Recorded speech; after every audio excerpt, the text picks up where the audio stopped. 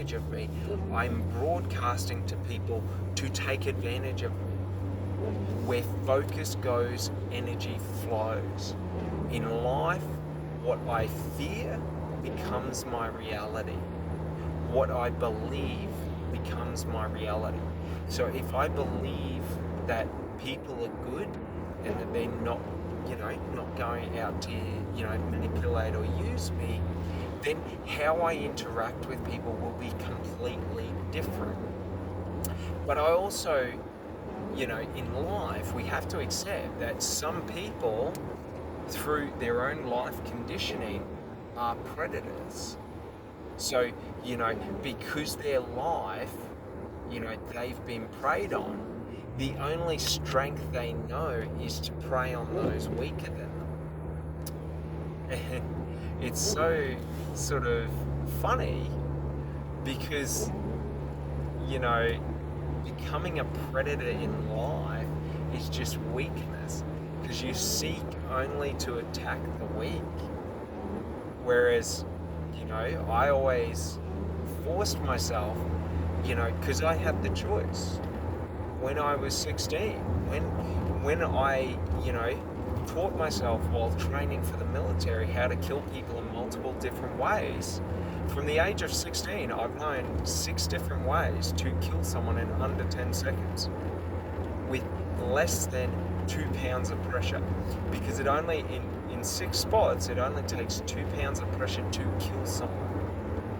And that's the funny thing, is we, as human beings, have so much strength, but we are also all very, very weak in certain areas of our physical body. So for example, if you punch up into someone's nose and you break that bone and then you push that bone into their brain, they will die. And that's one of the funny things. So because people always attacked me, or preyed on me, my choice was either to take that anger out on weaker people, or to choose to channel that anger. And what I chose to do is channel that anger to protect and serve people. So my goal was always to go to the military to be able to defend people, to protect and serve the weak. The downside with that is the realization that I had about the military is that is not what the military exists for. The military exists only to perpetrate politicians' will.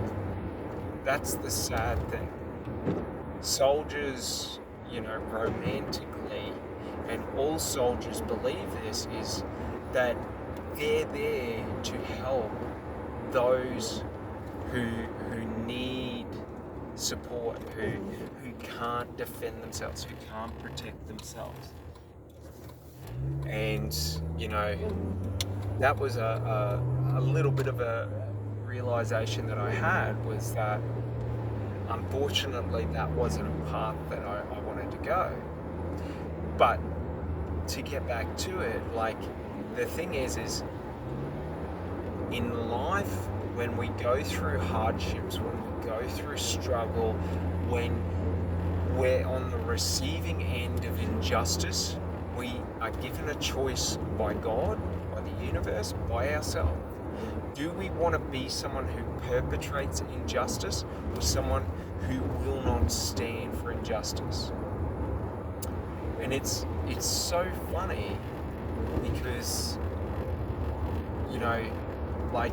when we choose the positive route to not perpetrate and, push forward our anger and our aggression on other people, what we realize is that we have to restrict and reserve ourselves in terms of, it's not about reacting.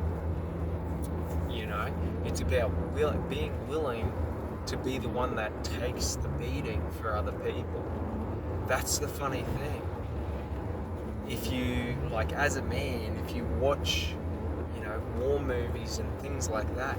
The true men are the ones, the true men that we all aspire to be and desire to be are the ones that aren't afraid to, take the pain, take the punishment for the others.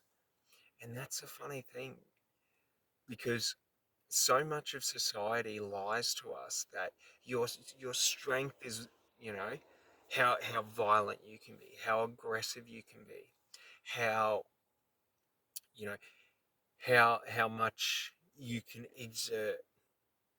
But in truth, our strength is how much we can withstand. Our strength is how much pain, discomfort we can take without letting our face break, without letting others see the discomfort and pain we are in. That is true strength. And that's one of the funny things.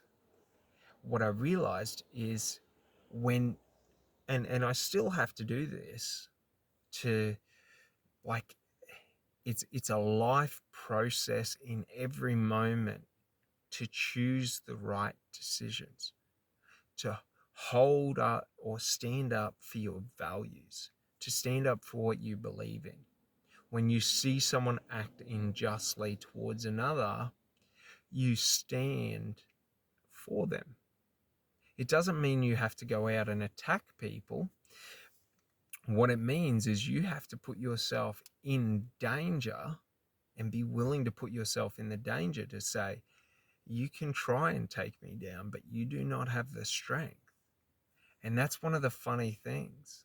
Like, it's my personal belief domestic violence would not exist in the world if every man who witnessed domestic violence got in between that man and woman and looked him in the eyes and said, try me. You can try, but you will not succeed. Because you can knock out all my teeth and I will have a broken smile, but I will still be smiling. And it's sort of like when we understand how to insert these narratives, because the funny thing is society drills in the narrative that we have to be aggressive, that we have to be dominant, that, if you see a man attacking a woman, you have to attack that man. No, you have to get in front of him and say, try and attack me.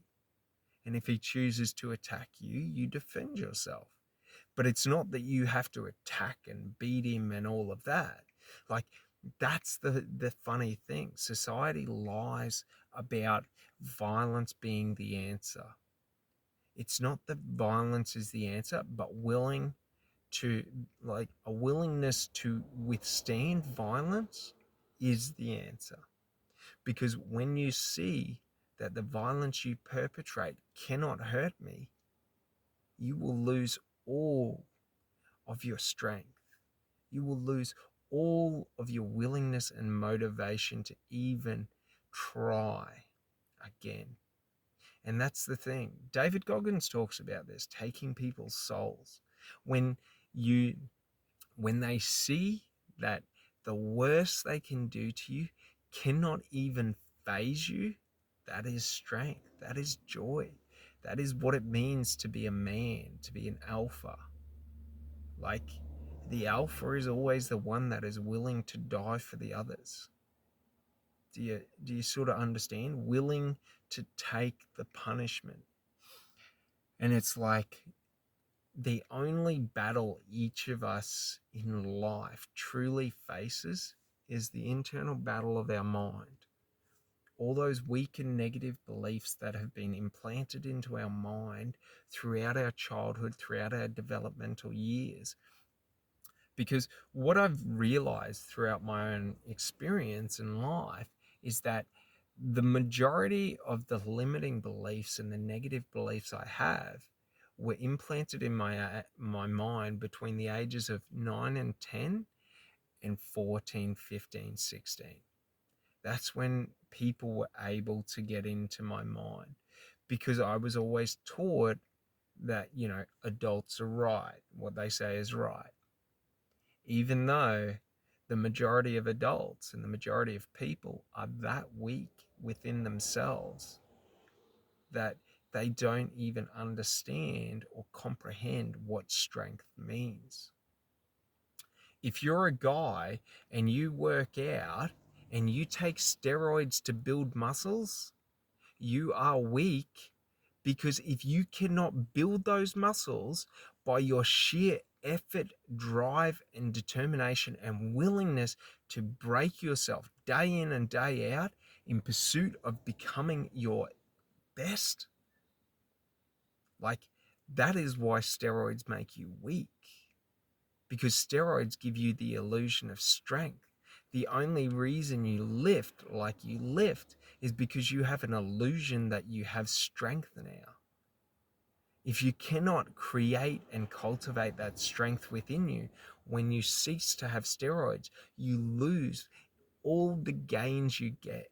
And it's funny, because when you see someone come off a heavy steroid cycle, right, they lose like 40 to 80% of their muscle mass, and they look like, as I personally say, a peasant, the lowest of the low, because they were unwilling to build themselves up.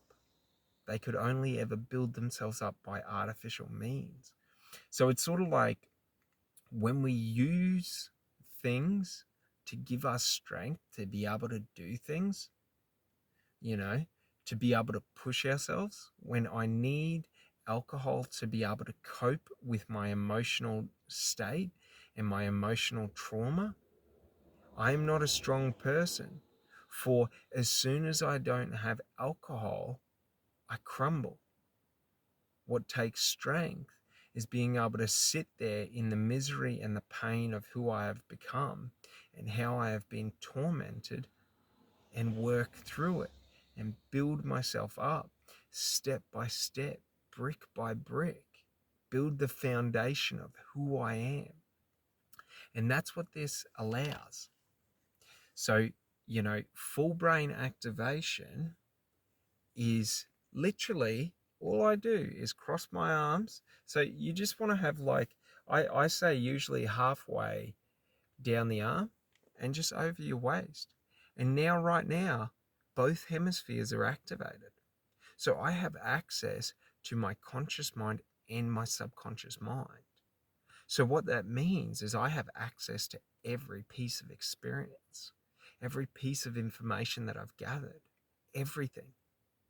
I have a direct dialogue now accessible with my subconscious, where my subconscious understands my conscious thought, right?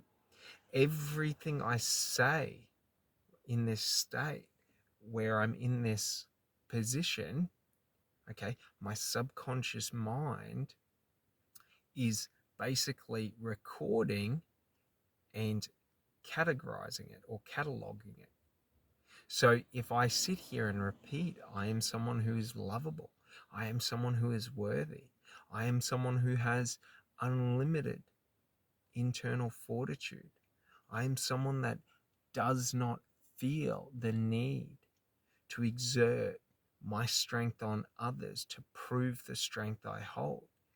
So any of those, language patterns, or just little, like, it is a language pattern. So a language pattern is just the language we use and the pattern of the language.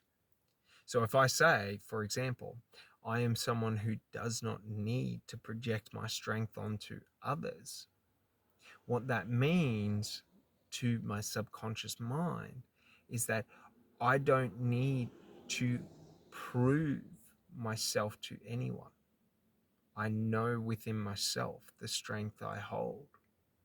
And it's very important for me personally, and why I created these practices, because as soon as I realized this, then it's like I can create whatever I want. I can create anything. I can create someone who is able to fail a million times without considering one of those failures as a failure. I'm able to create and cultivate any perspective that I want. I am able to shift beliefs. I am able to shift habits. I am able to create the person who I want in a couple of minutes. So, for example, all we do is just, close our eyes and just say, I am someone who is lovable. I am worthy of love. And we just repeat that. I am someone who is lovable. I am worthy of love. I am someone who is, and you don't have to say it. You can just say it in your mind. You can say it. You can write it. Well, it's a little bit harder to write it, but essentially we're saying it. But the key is, okay, and this is a very important thing to understand about Psych-k. Your subconscious mind, my subconscious mind, when I have these weak or negative beliefs or negative narratives, it resists the change. So consciously, when conducting this practice, okay, we have the understanding that our subconscious mind and our conscious mind will resist this because it doesn't want change. It likes those negative beliefs. But this is a practice in taking control of your mind. So an important thing to understand is when resistance is presented to me, okay, when my subconscious mind says, no, you are not lovable, no, you are not worthy of love, I say it louder. And every time you give me resistance, I become louder, more determined. The fire builds. I plant my flag in the ground and I say, this is the belief. You can resist, but you will not succeed. I create who I am in every moment and in any moment. Should you stand against me, you will surrender. And that's the thing. And it's not that we're angry at our subconscious mind for this. We just know that weakness never wants to admit itself. Weakness never wants to change.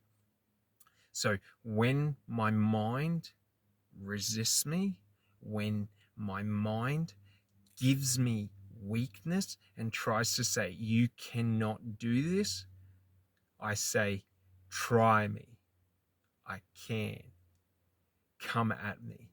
Give me all your perceived strength and look at it bounce off me. Punch me in the face and watch me smile at you.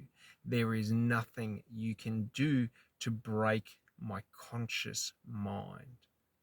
And this is an important thing because this is how Psych-k works. Okay? The physical practice is important, but the key understanding about Psych-k is when we're reprogramming our subconscious beliefs, there will always be resistance. So, for example, when I was reprogramming myself to believe that I was worthy, my mind, while doing the practice, was screaming, no, you are not. Showing me every time I cowered, every time I did not act in strength, trying to convince me that, this weakness that lived in me was me. And the funny thing is, when we stand there, okay, and we take that berating and we say, you are not me, we are not the same. We are building internal fortitude. We are building belief because we are saying, I believe this about myself, regardless of what you say, this is my belief. And it's by practicing and doing that we build that belief. So every time we do that practice, and it can be for anything in life, we can do, I am wealthy. I do not seek money. Money seeks me. Money flows in abundance to me, and we can change it. I do not fear lack. Like, whatever it is, like, I trust myself. Like, whatever your limiting belief is, in terms of if you have negative beliefs that are holding you back in life from being able to be your fullest expression, like, we can change that. You know what I mean? And it's not that it's a fight. It's actually the easiest process, because the first time it's done and that realization is had, that